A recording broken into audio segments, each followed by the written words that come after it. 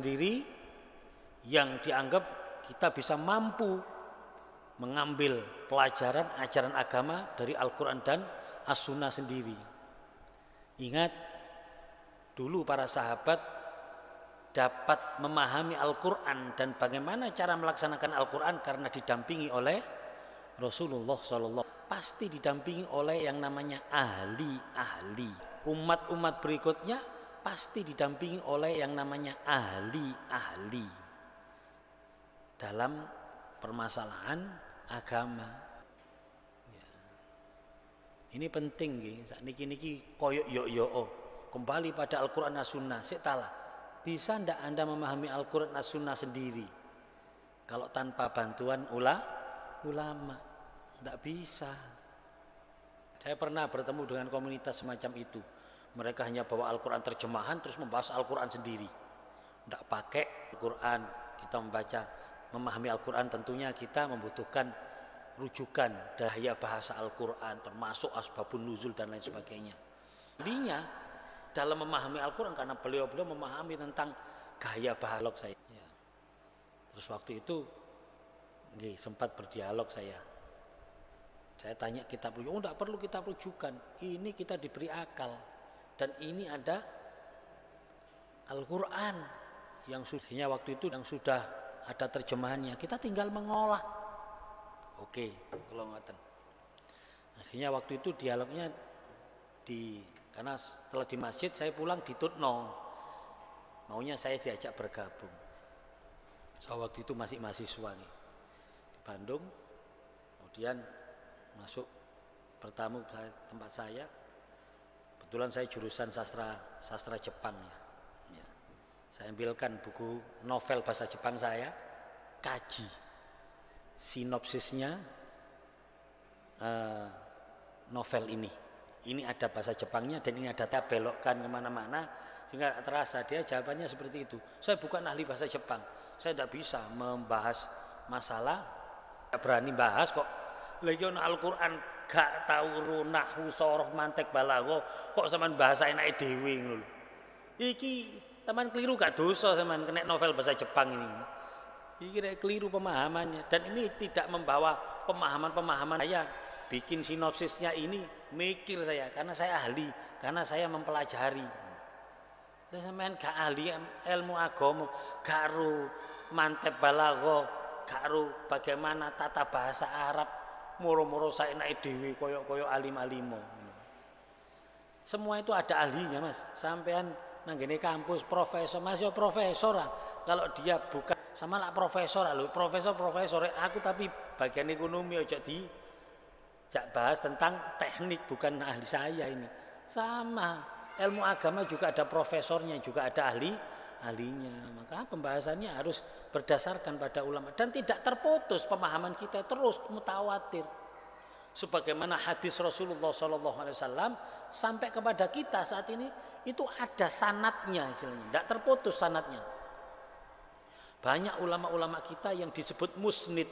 Musnid itu orang yang punya sanad dari dirinya sampai Rasulullah, itu ada namanya. Ada namanya. Beliau bisa menyebut saya dapat dari ini dapat dari ini dapat dari ini dapat, sampai Rasulullah. Beliau sampai menyebut 50 nama, beliau menyebut 60 nama untuk menyebutkan sanad atau rantai dari hadis ini. Tidak terputus. Ada ilmu sanad itu tercatat.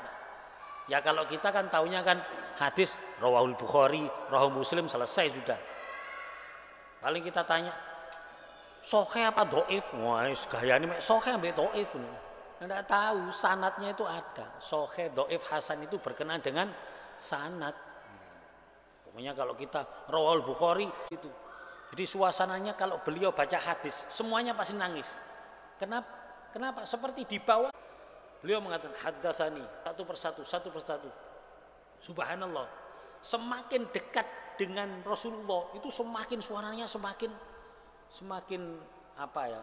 Kayak generasi berikutnya sampai ketemu tabiin orang sudah mulai hatinya sudah mulai kayak melayang gitu.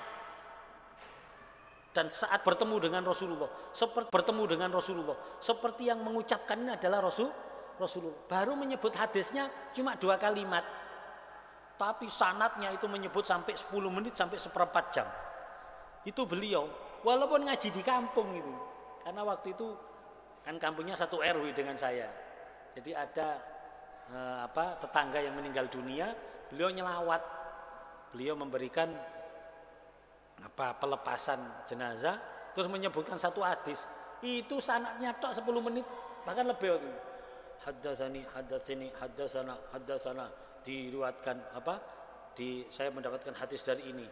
Imam ini mendapatkan hadis dari ini. Maknanya dari ini. Nama itu disebut sampai 50 nama mungkin. Dan itu 1000-an hadis diapal sak sanadnya beliau ini. Makanya beliau disebut al-musfesor. Ya. Ini penting saya sebutkan, saya sampaikan karena saya kadang-kadang membahas masalah sifat wajib semuanya dari Al-Qur'an. Jangan bisa mempelajari kifayatul awam. Ada itu. Terjemahannya ada kifayatul awam. Itu banyak mempelajari tentang sifat wajibnya Allah. Itu banyak mempelajari tentang sifat wajibnya Allah. Luar biasa. Ini di logikanya semuanya dibahas. Tapi ingapunten kalau konsumsi jenengan yang bukan sabangane benar terlalu terperinci, kadang-kadang sampai saya sendiri kebetulan ta'alluq, ada ta'alluq. Alam kita itu masih, tapi bagi keahlian yang lain secara global saja. Udah. Ini kita pelajari supaya memperkuat iman kita secara mendasar dan secara global saja. Udah. Terus yang perlu kita yakini, yang kita ketahui dari syahadatain ini yaitu walladzi tajibu ma'rifatuhu fi haqqir rusul alaihi salam. Kita juga harus mengetahui tentang haknya rasul, para rasul alaihi salam, yaitu tis'u aqaid. Ada 9, itu ada bait syairnya. Yang pertama adalah siddiq. Rasul itu pasti, yang disampaikan itu sudah dipastikan kebenarannya. Das sampai akan diisi ini harus ditabayun dulu, harus dicek and recheck dulu. Kalau itu suatu kebohongan, bisa-bisa kita termasuk menyebar kebohongan waris para nabi. Sehingga ulama ini ketika menyampaikan sesuatu sudah siddiq wal amanah. Amanah artinya bertanggung jawab. Amanah itu bertanggung jawab. Mungkin amanah itu kalau dalam bahasa pekerjaan profesional. Amanah itu pasti menyampaikan. Tidak berbagai biasanya. Ada kan doanya ziarah misalnya.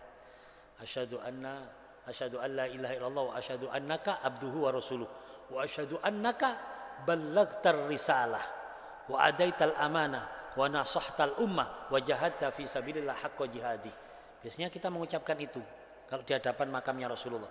Wa asyhadu anna seluruh risalah. Jadi seluruh risalahnya. Terus wal fatona, nabi, para nabi, seluruh nabi ini ya, bukan Nabi Muhammad saja, seluruh para nabi itu fatona. Fatona itu cerdas. Ya.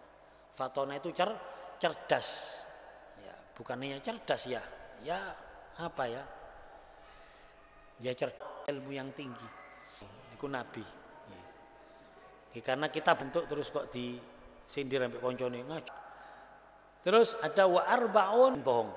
Tidak mungkin bohong. Tidak mungkin, tidak ada ceritanya Nabi berbohong. Ya. Terus wal khianat. Ya, khianat menyembunyikan. Tapi itu pas apapun, tidak ada Nabi. Semuanya untuk hanya untuk umatnya.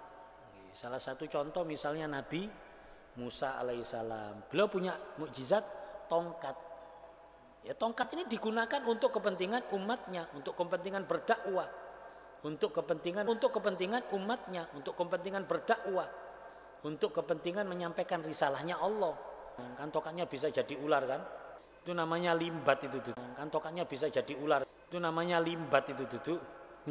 atraksi ya. Tongkatnya Nabi Musa itu ya hanya terpakai ketika diperintahkan oleh Allah. Wa auhayna ila Musa anidrib bi asokal bahar. Akul nadrib bi asok. Jadi diperintahkan. Ini tidak ada Nabi Musa yang tongkatnya terus gawe sak karepe dhewe itu tidak ada. Ya, tongkatnya itu berfungsi waktu Nabi Musa menghadapi tukik lari, saking terus enak-enakan Nabi Musa koyo kono tak uncal. Kono ulah ngono. Jadi sampai ketakutan Nabi Musa.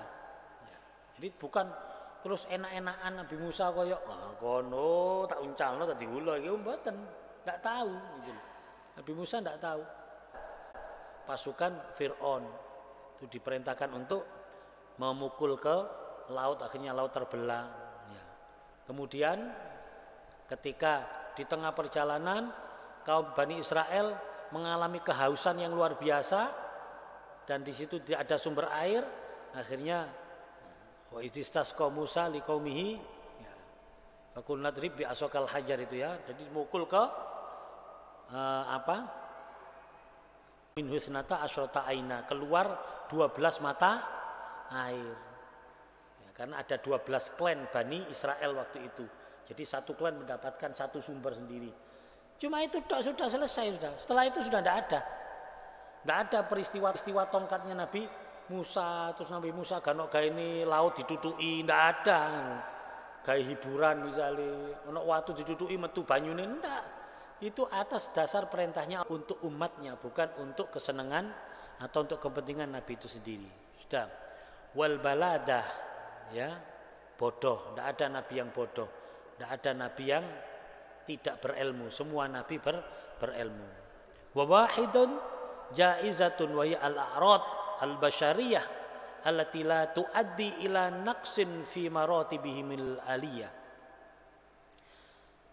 Dan sifat wajib, sifat jaiz yang boleh terjadi pada nabi adalah ya sesuatu yang bersifat kemanusiaan, ya, sesuatu yang bersifat kemanusiaan yang tidak seperti makan, minum, ya kal akal minum, ya kal akal wasyarab wal marad, mungkin sakit, ya, ghairu munaffir, sakit tapi yang tidak menjadi sakit tapi yang tidak menjijikkan, sakit yang tidak menjadikan para nabi dan para rasul ini, jadi nabi tidak rendah, ya. Bi khilafil junun wal ama wal baros. Jadi nabi tidak mungkin sakit jiwa. Ono nabi gendeng itu tidak ada, ya. Wal ama, ya, wal baros, ama, ya, wal baros. Ama itu buta, dan al baros. Baros itu kusta sing penyakit apa itu kusta itu yang akhirnya sininya terus meretel-mereteli tadi ya. Wa ghairi dzal fala yajuzu alaihim, maka sesuatu yang menjijikkan, sesuatu yang merendahkan para nabi, umumnya menungso rek kena itu rendah. Umumnya menungso rek kena itu rendah. Kita sekarang lebih memfokuskan pada Nabi kita Muhammad sallallahu alaihi wasallam. Sebuah fasal, wa yajibu an na'taqida anna Allah arsala ila khalqi rusulan mubasysyirina wa mundhirin. Wa khalqi rusulan mubasysyirina wa mundhirin. Wajib bagi kita untuk meyakini, berakidah, beriktikad, meyakini sesungguhnya Allah Subhanahu wa taala telah mengutus kepada seluruh makhluk rusulan mubasysyirina wa mundhirin. Para rasul, Allah mengutus para rasul mubasysyirina wa mundhirin yang membawa kabar gembira dan yang membawa peringatan.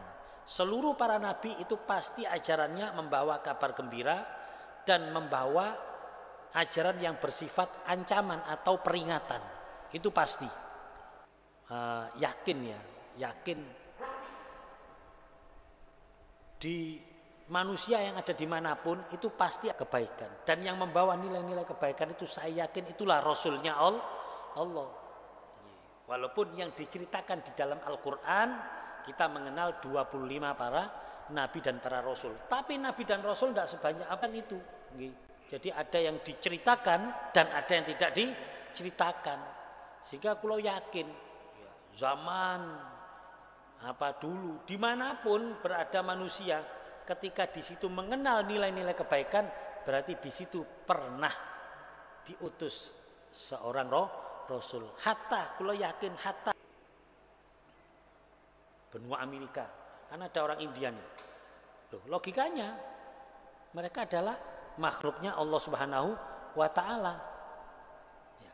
Kalau makhluknya Allah, Allah menciptakan manusia-manusia itu, pasti di situ ada orang-orang yang banyak. Yang namanya jujur itu pasti baik. Walaupun di suku pedalaman, jujur itu baik, pemberani itu baik. Jadi saya yakin karena di sini ada mengutus kepada seluruh makhluk rusulan mubasyirin wa mundhirin. Seorang beberapa rasul atau utusan yang aturan-aturan membawa nilai-nilai kebaikan. Hanya saja setelah diutusnya Rasulullah SAW harus mengikuti Nabi Muhammad SAW. Wa ja'alan Nabi al-Hashimi al-Arabi al-Qurashi Muhammad bin Abdullah khatamal anbiya wal mursalin. Allah menjadikan Nabi Hashim ibni Abdullah khatamal anbiya wal mursalin, penutup para nabi dan para rasul. Wa annahu, dan kita harus yakin